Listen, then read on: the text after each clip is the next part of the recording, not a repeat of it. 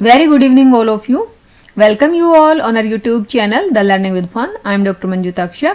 Here we will continue with the class 10th NCERT Science book, chapter 4. Today topic is formulae and structure of the saturated compounds of carbon and hydrogen.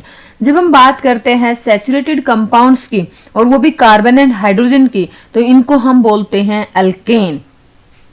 क्या बोलते हैं? Alkane. यहाँ पे जैसे मैंने बताया इनको हम अल्केन बोलते हैं. तो हम कैसे इनको मतलब नाम देते हैं, क्या इनका फॉर्मूला रहता है, कैसे इनका स्ट्रक्चर है, तो वो हम इस वीडियो में समझेंगे. जैसे सबसे पहले हम देखेंगे नंबर ऑफ कार्बन एटम्स. तो जैसे नंबर ऑफ कार्बन एटम अगर हमारे पास एक है तो हमारा नाम रहता है मिथ. ठीक है. और उसके बाद जैसे हमारे सैचुरेटेड कंपाउंड है, अल्केन है, तो 1 कार्बन के लिए हम मिथ यूज करेंगे. अगर हमारा अल्केन है तो लास्ट में जो हमारा सफिक्स है वो यूज हो जाता है एन. ठीक है. सो जब हम इन कंपाउंड्स का नाम देते हैं हम 2 चीज यूज करेंगे, प्रीफिक्स प्लस सफिक्स.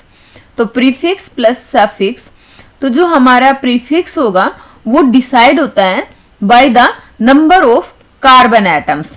तो अगर हमारा नंबर ऑफ कार्बन एटम 1 है तो हमारा प्रीफिक्स होगा मिथ. और जैसे अगर हमारा सैचुरेटेड कंपाउंड है तो सफिक्स होगा हमारा एन.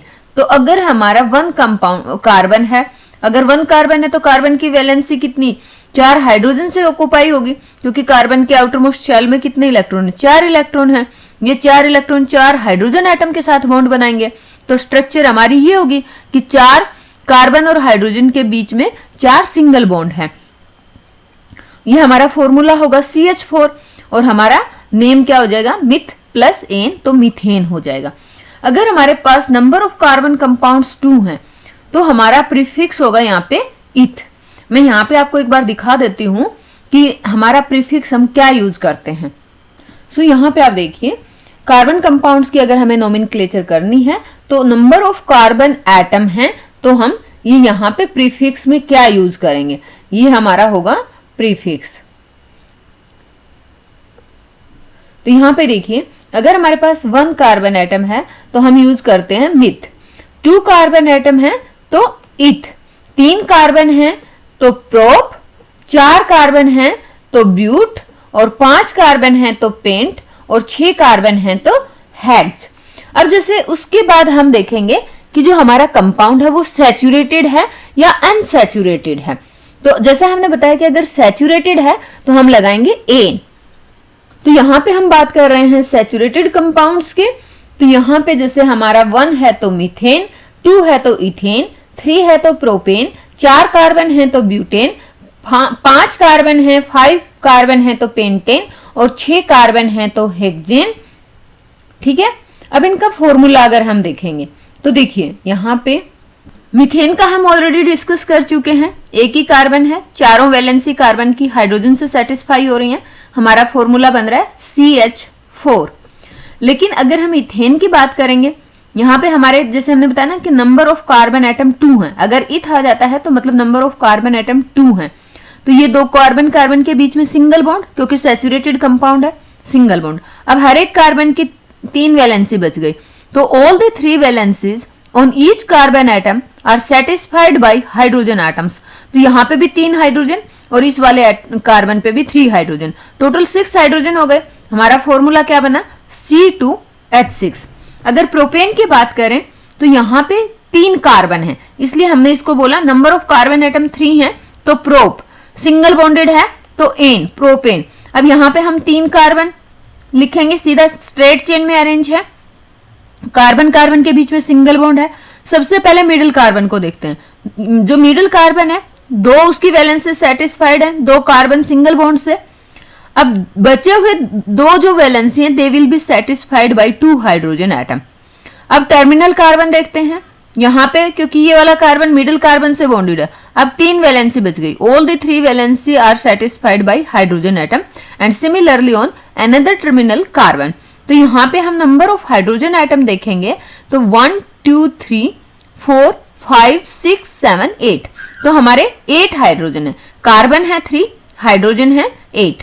तो हमारा फॉर्मूला क्या बन गया? C3H8. नेक्स्ट अगर हम ब्यूटेन की बात करते हैं तो नंबर ऑफ कार्बन एटम कितने हैं? 4 हैं, तो हमारा प्रीफिक्स होगा ब्यूट। सिंगल बॉन्ड है तो एन, हमारा नेम क्या हो गया कंपाउंड का? ब्यूटेन।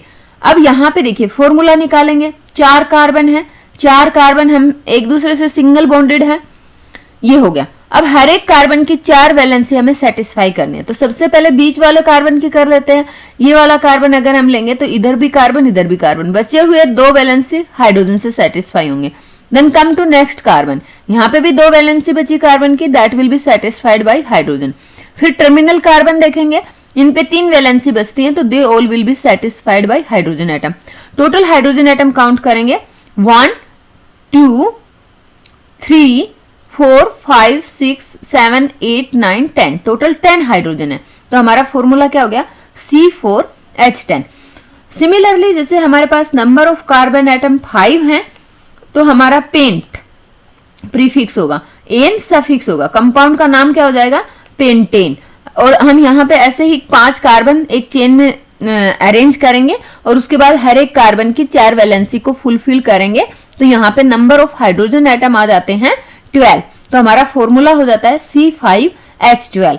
नेक्स्ट अगर हमारे पास 6 कार्बन है तो हमारा प्रीफिक्स होगा हेक्स और सफिक्स एन, क्योंकि सैचुरेटेड है तो हेक्सेन, हेक्सेन होगा।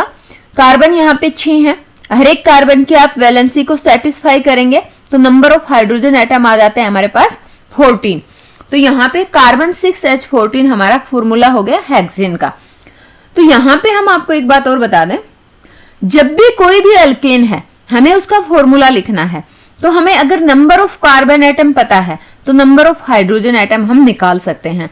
यहाँ पे फॉर्मूला लगता है जब भी अल्केन की हम बात करें सैचुरेटेड कंपाउंड की, अगर सपोज करो n number of carbon atom है तो नंबर ऑफ हाइड्रोजन एटम हमारे पास आ जाएंगे 2n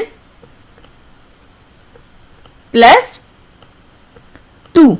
तो सपोज करो जैसे नंबर ऑफ कार्बन एटम हमारे पास 1 है, तो यहाँ पे n की वैल्यू पुट करेंगे, 2 1 जा 2 प्लस 2 4, तो फॉर्मूला हमारा बन जाएगा CH4। n की वैल्यू 2 पुट कीजिए तो कार्बन 2 और यहाँ पे हाइड्रोजन कितने हो जाएंगे? 2 2 जा 4 प्लस 2 6, तो जब कार्बन 2 होंगे तो हाइड्रोजन कितने हो जाएंगे? 6। तो इस तरीके से आप एक फॉर्मूला निकाल सकते हैं अल्केन के लिए। तो आई होप कि यहाँ पे आपको जो सैचुरेटेड कंपाउंड्स ऑफ कार्बन और हाइड्रोजन है उनका फॉर्मूला क्या है, स्ट्रक्चर क्या है, नेम क्या है, क्लियर हुआ होगा। इस वीडियो में इतना ही। Thanks for watching the video. जय हिंद।